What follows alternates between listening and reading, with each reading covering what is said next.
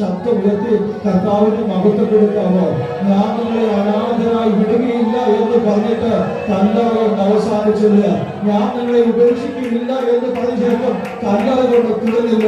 ഒന്നിനെ കുറിച്ചും വിചാരപ്പെടരുത് എന്ന് പറഞ്ഞതിന് ശേഷം മരണം കൊണ്ട് തീർന്നില്ല. ഹല്ലേലൂയ.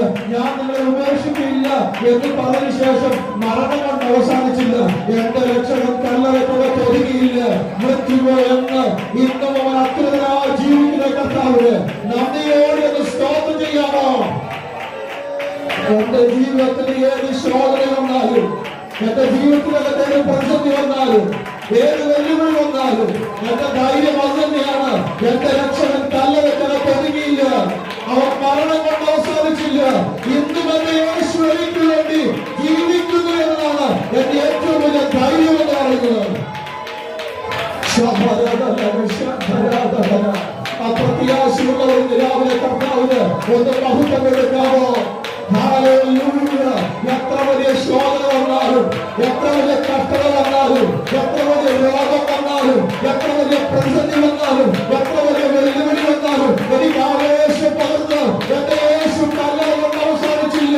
ഇന്നും അവൻ ജീവിക്കുന്നു.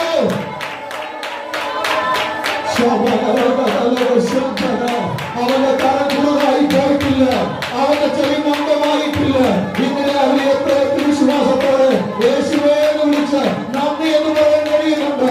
എന്റെ ബലം അതാണ്, എന്റെ ധൈര്യം അതാണ്, എന്റെ പ്രത്യാശ അതാണ്, എന്റെ മുന്നോട്ട് വന്ന് കരുത്തു വരുന്ന ഏറ്റവും പ്രധാനപ്പെട്ട വിഷയം അത് തന്നെയാണ്. എന്റെ രക്ഷകൻ കല്ലറ കൊണ്ട് അവസാനിച്ചില്ല.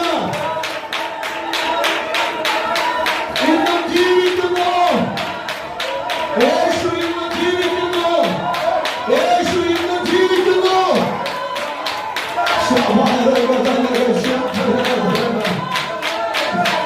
ഹല്ലേലൂയ.